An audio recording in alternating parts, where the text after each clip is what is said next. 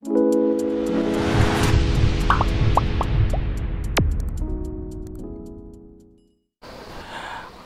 বিষয় 2024 সালের তৃতীয় শ্রেণীর দ্বিতীয় পর্যায়ক্রমিক মূল্যায়নের বাংলার প্রশ্ন এবং তার উত্তর।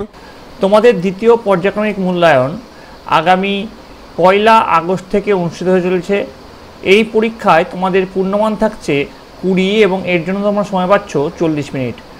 তো তোমরা প্রথমে তোমাদের এই যে প্রশ্ন তোমরা যে পাবে সেই প্রশ্নে তোমাদের বিদ্যালয়ের নাম লেখার জায়গা থাকবে, সেখানে তোমরা তোমাদের বিদ্যালয়ের নাম বা স্কুলের নামটা লিখবে।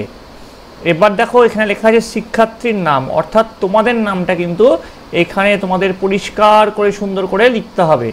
এরপর যদি তোমাদের কোনো সেকশন ভাগ থাকে বা বিভাগ থাকে সেই বিভাগটা তোমরা এখানে লিখবে। এরপরই তোমাদের এখানে রোল নাম্বার আছে, রোল নাম্বারের জায়গায় পরিষ্কার করে তোমাদের রোল নাম্বারটা লিখবে। তোমরা যদি কোথাও বুঝতে না পারো অবশ্যই তোমাদের স্যার বা ম্যাডামদের জিজ্ঞাসা করে নিতে পারো যে কোন জায়গাটায় তোমাদের কি কি লিখতে হবে। তো দেখে নাও তোমাদের পরীক্ষায় প্রশ্নপত্র ঠিক কেমন আসতে চলেছে। প্রথমে যে প্রশ্ন আছে উপযুক্ত শব্দ বেছে নিয়ে শূন্যস্থানে বসাও। এখানে 5টা প্রশ্ন আছে এবং 5টা প্রশ্নের জন্য প্রতিটি প্রশ্নের মান আছে 1 করে, 5 একে 5।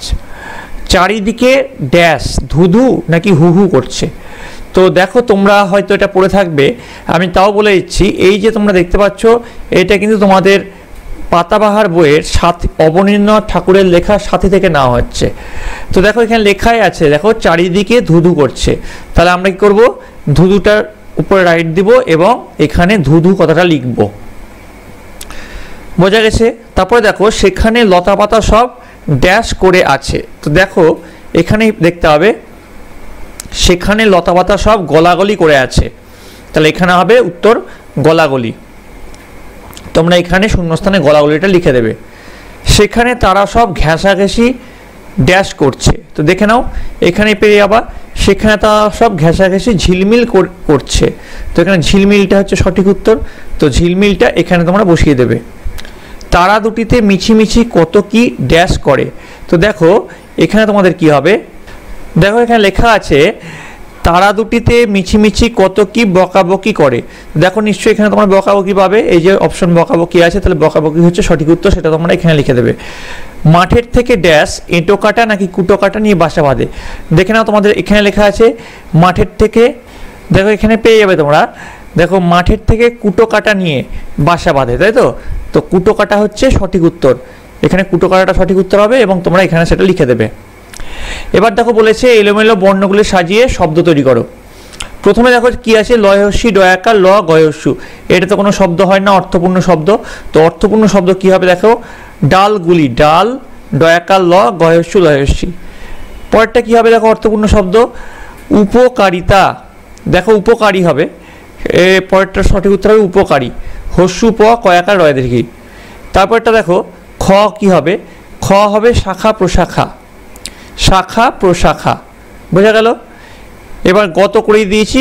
এবার দেখো ঘ, দেখো জিনিসপত্র, জিনিসপত্র। বোঝা গেছে? এবার সবশেষে উঙ্গ, এটা হবে চলাফেরা। আশা করি তোমরা সকলে বুঝতে পেরেছো। এইভাবে তোমরা এলোমেলো বর্ণগুলি সাজিয়ে শব্দ তৈরি করবে। চলে আসছি পরেরটা, শব্দ ঝুড়ি থেকে উপযুক্ত শব্দ বেছে নিয়ে শূন্যস্থানে বসাও। এখানে তোমাদের একটা শব্দ ঝুড়ি আছে, সেখান থেকে তোমাদের শব্দ নিয়ে এই শূন্যস্থানে তোমাদেরকে বসাতে বলেছে। রোজ সকালে আমাদের ঘুম কি হবে, আমাদের ঘুম ভাঙে, তাহলে এখানে লিখে দেবো ভাঙে। দেখো বাবা মা আমাদের কি ভালোবাসেন, তাহলে এখানে ভালোবাসেন কথাটা লিখব। গ নম্বর আনন্দে মন ড্যাশ হয়ে ওঠে, আনন্দে মন কি হবে নেচে ওঠে। প্রচণ্ড গরমে ড্যাশ নেই, প্রচণ্ড গরমে আরাম নেই, আরাম কথাটা এখানে লিখব। আশা করি সকলে বোঝা গেল। এবার দেখো বাক্য রচনা করতে বলেছে। বাক্য রচনা তোমরা তোমাদের যা খুশি করতে পারো, যেমন ধরো তোমরা লিখতে পারো আমি সাঁতার কাটতে পারি, হয়ে গেল সাঁতার দিয়ে বাক্য রচনা। সমুদ্র, আমার সমুদ্র খুব ভালো লাগে, হয়ে গেল সমুদ্র দিয়ে বাক্য রচনা। এইভাবে তোমরা নিজেদের মতো বাক্য রচনা তোমরা করতে পারো। আমি যেটা বললাম সেটাই যে করতে হবে তার কোনো মানে নেই। বিপরীতার্থক শব্দ লেখো, অর্থাৎ এখানে যেটা লেখা আছে তার উল্টো লিখতে হবে। নিচের উপর উল্টো কি হবে ওপরে। তারপরে আছে সুখ, সুখের উল্টো দুঃখ। বোঝা গেল? এবার দেখো পর্যটন করেন যিনি তাকে কি বলা হয়? কি হবে? পর্যটন করেন যিনি তাকে বলা হয় পর্যটক। পরের প্রশ্ন দেখো, বাবুই পাখিরা কোথায় বাসা বাঁধলো? তো উত্তর হচ্ছে বাবুই পাখিরা তাল গাছে বাসা বাঁধলো। তোমরা দেখতে পারো এখানেই আছে, দেখো মাঠের কুটো কাটা নিয়ে তাল গাছের প্রাণ যেখানে বাতাসে ঝিলমিল করে সেখানে চমৎকার করে তাদের সুন্দর বাসাটি বেঁধে ফেললো। কারা করলো এটা? বাবুই পাখিরা করলো। বোঝা গেছে? তাহলে বাবুই পাখিরা কোথায় বাসা বাঁধলো সেটা তোমরা দেখতে পেলে। তাহলে এই গেল তোমাদের বাংলার প্রশ্নপত্র। আশা করি তোমরা সকলে বুঝতে পেরেছো।